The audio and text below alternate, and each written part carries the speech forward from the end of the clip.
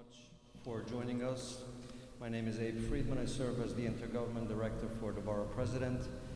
Today at our Heroes of the Month, we are exceptionally excited to present to you these amazing individuals, from teachers to civilians to cops, who really went beyond the call of duty, which we'll hear from the Borough President. So I thank you so much for joining us, and without further ado, I would like to introduce to you the Borough President, Eric Adams. Thank you. Thank you, Abe. Thank you. As Abe indicated, today we are acknowledging Heroes of the Month for the month of May, June, July, August, and September. And this is probably one of the most diverse group of heroes. We've been doing this for several years now. And when you look at some of the stories at the end of my run as Borough President, I'm just going to do an accumulation of some of the stories, and it really personifies what makes this borough and this city a great place. Extraordinary people doing extraordinary things, and just really going beyond the call of duty to make life more tolerable for a countless number of New Yorkers. And we just want to say thank you. This is our way of just pointing them out. And I think they're representative of a larger body of people in this city that really goes unnoticed, of how they just extend themselves, use not only their financial capital, but their human capital of making life better for New Yorkers. And so the first hero of the month, May hero, is Garry Danilov, and he's an immigrant from the former Soviet Union who lives in Brighton Beach. As our hero of the month for May, on Sunday, May 27, two cars collided at the intersection of Bedford and Avenue W in Sheepshead Bay, at which time Garry was walking by with his family. As you see, his lovely family is here with us today. He acted quickly and assisted the victims in the wreck in getting out of their vehicle by breaking a window and pulling the people out of the car. We thank you for his bravery and really just going beyond the call of duties and helping our victims in this situation. Hey?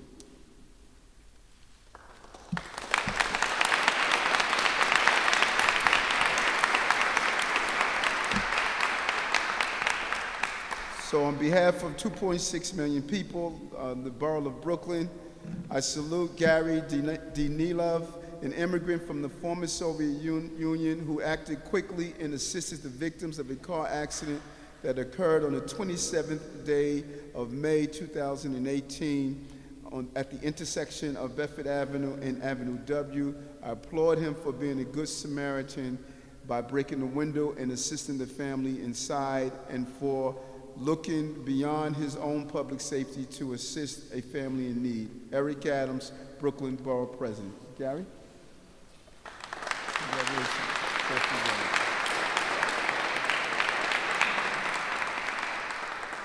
Thank you.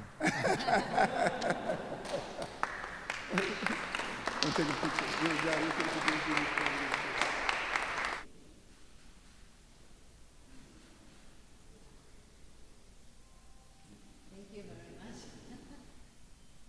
Our next hero of the month took place in the month of June. Our hero, K.M. DiCo, is the Crown Heights-based Achievement First Brooklyn High School debate teacher. And I was really impressed when I learned, what is taking place in the school and how private resources are being used to do some great things. DiCo founded the school's traveling speech and debate team 7 years ago. And since then, it's grown into over 60 competitors who are all students of color. She works long hours, 12 hours a day, usually to prepare the students and beating the odds in a school that is predominantly students of color, immigrant students, and low-income students. An amazing initiative that is taking place there. The team members have gone on to not only win national championships, but also go into the prestigious Ivy League universities. In late June, Achievement First competed at National Speech and Debate Tournament in Fort Lauderdale, with two of the teammates made the quarterfinals. The students frequently compete throughout the year. The trips are funded by this great hero of the month, who buy cases of Gatorade, Gatorade in bulk that her students sell at fundraisers. They have very difficult topics, everything from Black Lives Matters initiative, deportation of immigrants, and racism. So we want to thank you, DiCo, for what you have done and continue to inspire young people. So on behalf of all of our Brooklynites, we want to thank KM, and we salute you as a Crown Heights-based Achievement First Brooklyn High School debate teacher who founded the school's traveling speech and debate team 7 years ago, which since then has grown to include 60 competitors who are all students of color coming from low-income backgrounds. We want to applaud you for the 12-hour work days that you prepared the students for debate meets and for raising money for fun trips. We commend you for the giving back to our students as they grow into young, intelligent adults. I, Eric Adams, Brooklyn Borough President. Thank you, Kate.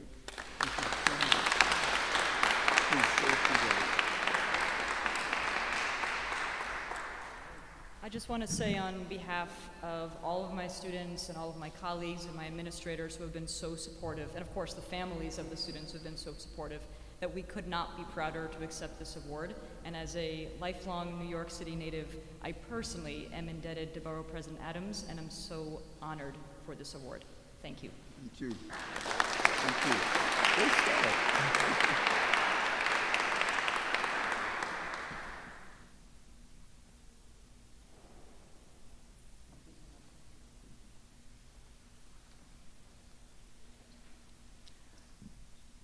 Our July Hero of the Month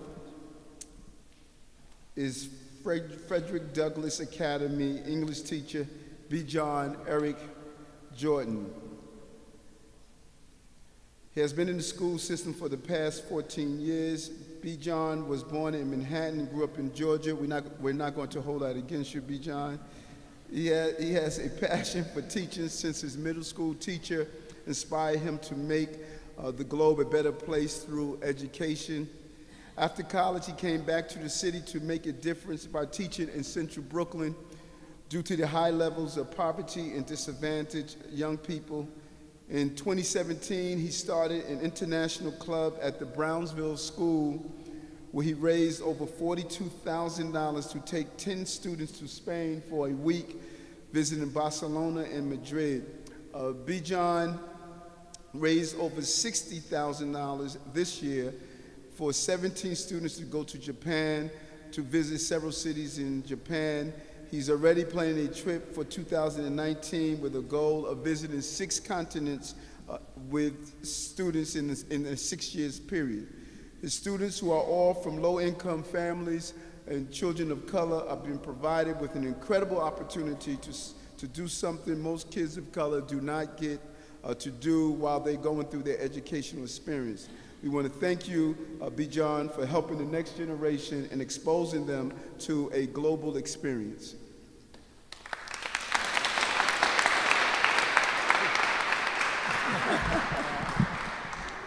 Let me just say on behalf of everybody in the panel, it kind of feels like I'm about to be selected for the Hunger Games up here. This was a really, really pleasant surprise. You know, I'm a teacher. We don't do this stuff for the awards and the accolades and that sort of thing. All that our children really need is just opportunity. And I have, 1,300 people to thank who donated to our campaign this year, allowed us to spend that time in Japan. I'm thankful to everyone who's here. My wife, who, every teacher that's working long days, there's a spouse or a significant other at home that's holding it down so they can do what they have to do. And of course, she's a full-time worker as well. So I just, on behalf of Frederick Douglass Academy 7 in Brownsville, thank you.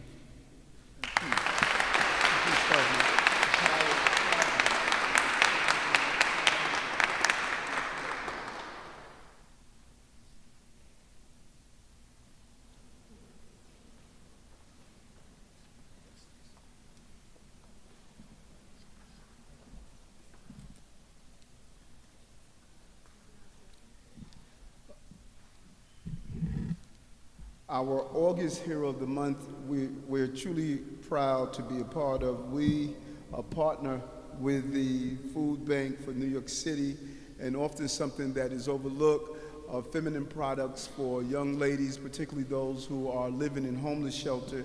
Oftentimes we take for granted some of the items that are needed, and the Food Bank came up with an amazing idea of why don't we go about giving back in a real way by donating these feminine products to young ladies. In late July and early August, we kicked off an exciting partnership with the Food Bank for New York City on a donation drive for feminine products to be distributed to low-income and underserved women.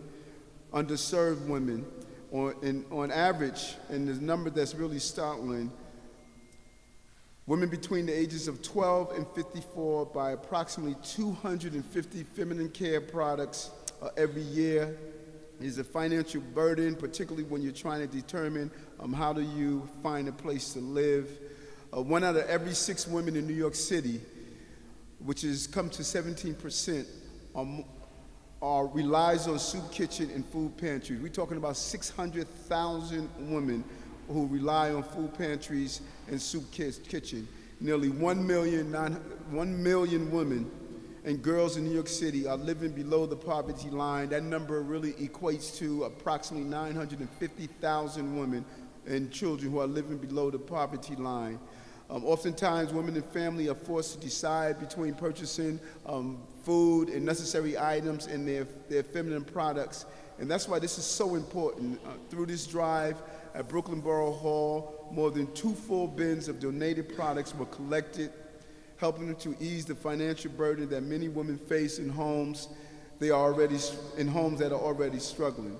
And so I'm proud that we will continue to do this throughout the month of October up to October 31st. This campaign really hits home. It sends the right message as we deal with our fellow New Yorkers who are in need. Food Bank deserves so much credit for launching this initiative. They have been looking after our homeless for over 35 years and have been committed, and we cannot thank them enough for this initiative.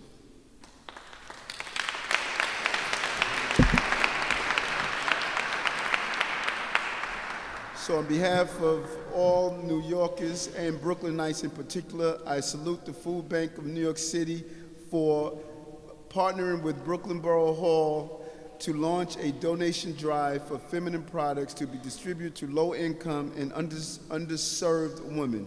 I applaud the Food Bank of New York City for promoting this drive to encourage Brooklynites and other New Yorkers to donate products to help ease the financial burden that many women face in homes that are already struggling to make ends meet. I commend the Food Bank of New York City for participating in this campaign, placing an emphasis on addressing women's health issues, including the need to destigmatize the female's body natural process, such as menstrual cycles, breastfeeding, and menopause. And I thank you on behalf of all Brooklynites. I, Eric Adams, Brooklyn Borough President, to the Food Bank of New York City.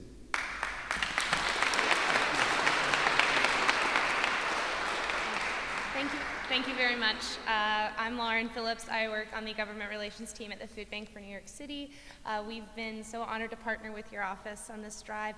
So far, we're only 2 months into this drive. We've already raised over 4,000 pounds of feminine care and personal care items for people with periods, people who take care of children, the elderly. We've been collecting these hygiene items through an Amazon wish list. You can also drop them off here at Borough Hall. You can check out our website or the Borough President's website as well for more information. So thank you very, very much. Thank you. Thank you. Good stuff.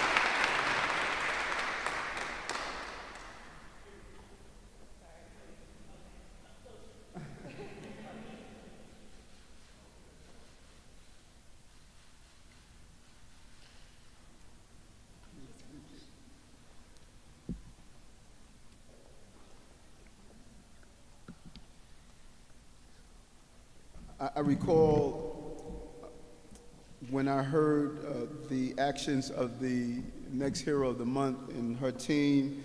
I remember driving and hearing this incident on the radio, and once the apprehension was made, I reached out to our team and said we need to, really reach out to the detectives who were assigned to this case. This was a horrific case.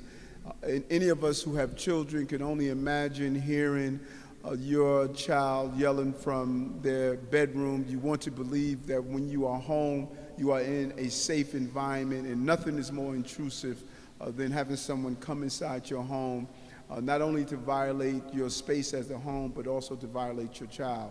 And the response of the community in seeing the actions of the members of this detective squad and making this apprehension really personifies the importance that law enforcement plays on our lives every day. And we cannot thank this team as much as we are attempted to do so today. It goes and speaks volumes. This month, September Hero of the Month, involves Detective Kimberly Marshall of Brooklyn Special Victims and her team. Detective Marshall displayed bravery in leading her team to search for and apprehend the suspect Julio Ayala, an 18-year-old believed to be affiliated with multi-international criminal gang MS-13. Mr. Ayala allegedly raped 11-year-old girl after breaking into her second-floor apartment window in Prospect Lefferts Garden.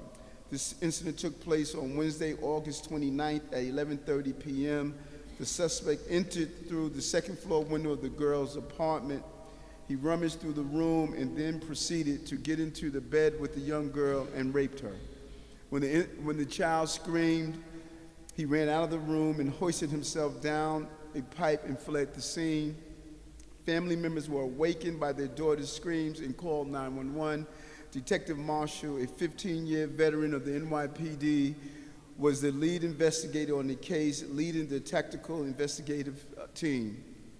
On Saturday, September 1st, the NYPD released 2 surveillance videos hoping members of the public would identify the suspect, and this is a great signal of how community and police can come together to provide the foundation of our city, and that's public safety. Within hours, a caller helped identify the suspect. That same day, the officers approached the home of the suspect on East 21st Street as he fled out the window of his apartment. Investigators tracked him down with the help of a helicopter to a building construction site nearby on Flatbush Avenue. Officers led by Detective Marshall cornered him and helped locate him. It took 20 minutes for the man to be taken out of the building. Following his arrest, Detective Marshall used her years of experience to get a full confession out of the suspect.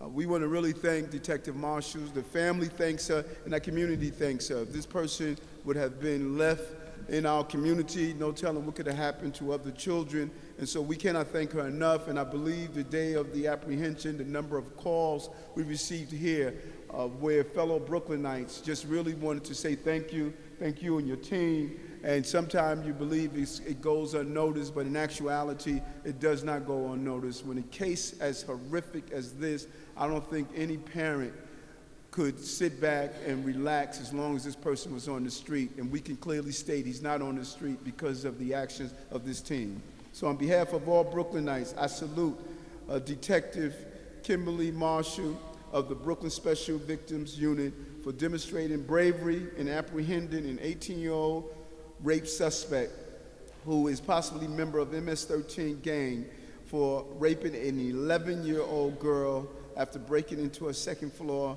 apartment window in the Prospect Lefferts Garden neighborhood of Brooklyn.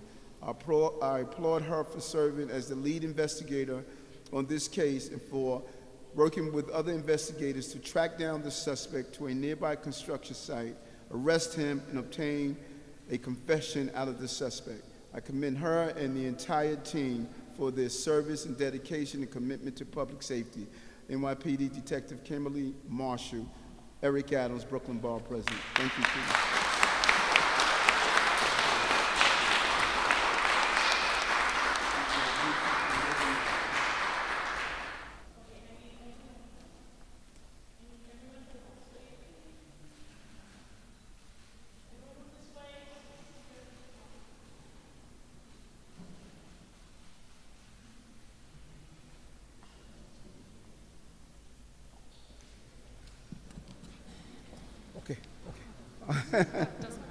No, we won't. Thank you very much to the members of the Brooklyn Special Victims Squad, the Brooklyn Child Abuse Squad, the Queens Special Victims Squad, Special Victims Division.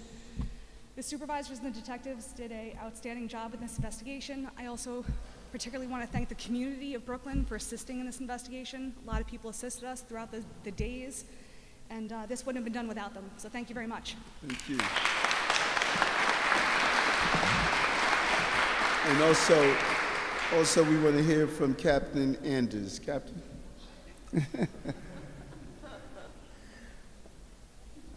I'll just say a couple of words that indeed this was one of those heinous cases that we all corralled towards, and we did put together a tactical investigative team, and really within 48 hours we had a suspect apprehended, which is amazing when we started with really nothing. So I thank, obviously, every detective that worked. Detective Marshall worked also with the assistance of P.O. Mohammed Karau from Brooklyn Child Abuse Squad. And thanks always go to all the dedicated detectives that work within this division. And keep up the great work. All right? Thank you. Thank you. Good picture.